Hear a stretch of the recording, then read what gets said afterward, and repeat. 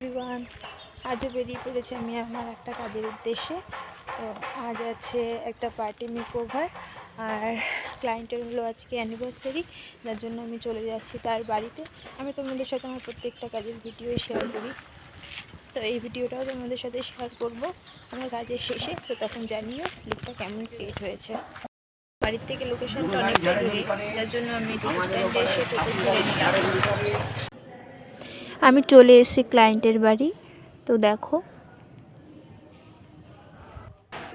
এখানে cake cutting হবে anniversary, যার জন্য এখানে সেট আপ হয়েছে। কোথায়? এই ঘরে রেডি হবে? এই ঘরটায়? চলো। এই হলো আমার মিষ্টি ক্লায়েন্ট। তো রেডি হওয়ার পরে কেমন লাগলো অবশ্যই জানিও।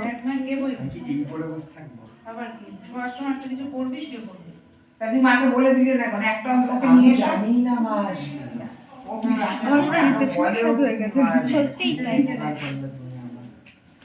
সে উপকার করলো, তা তুমি তো একটা নিয়ে আসতে পারতিস ছেলে জামা প্যান্ট নিয়ে। আমি ওই ওখান থেকে আসবে নিয়ে কালকে এই দিয়ে চলে যাবে। হ্যাঁ ঠিক আছে, মনে হয়েছিল পাঞ্জাবি নিয়ে যাবে। গিরে বোনু কেমন আছিস? আসছি দাঁড়া, কালকে যাবে। তোর তো অবস্থা খুবই করুণ। তো দেখো, এই হলো আমার ক্লায়েন্টের ফাইনাল লুক। তো কেমন হলো কাজটা অবশ্যই কিন্তু জানিও তোমরা কমেন্টে। পুরো আমার কাছে সেজে তোমার কেমন লাগলো? আমি খুব স্যাটিসফাই, মানে খুবই সুন্দর হয়েছে, কিছু বলার নেই। যেরকম চেয়েছিলাম সেরকমই হয়েছে, খুব সুন্দর সাজিয়েছে, আমার কিছু আর বলার নেই, খুবই ভালো লাগছে। আচ্ছা ঠিক আছে, তুমি একটু ঘোরো, তোমার চুল বাঁধাটা একটু দেখিয়ে দিই। ঘোরো, ঘুরে যাও পুরো। হ্যাঁ ঠিক আছে,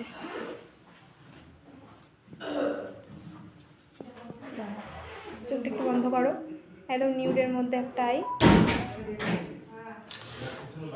স্যাটিসফাইড তো? হ্যাঁ, ঠিক আছে।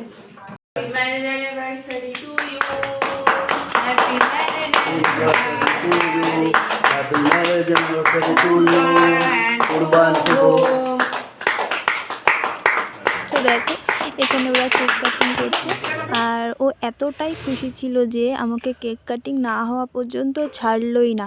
সত্যি ক্লায়েন্টের থেকে এত ভালোবাসা পাবো কখনো ভাবিনি। আর সত্যি ক্লায়েন্টের মুখে হাসি ফোটাতে পেরে আমারও খুবই ভালো লাগে। তো তোমরাও কিন্তু অবশ্যই জানিও আমার হাতের কাজ কেমন লাগলো তোমাদের। আর এরপরে তো আমার সাথে ফটো তুললো, ফটো না তুলে তো আসতেই দিল না আমাকে। তো আজকের মতন এইটুকুই, দেখা হবে আমার নেক্সট কোনো ভ্লগ নিয়ে। টাটা।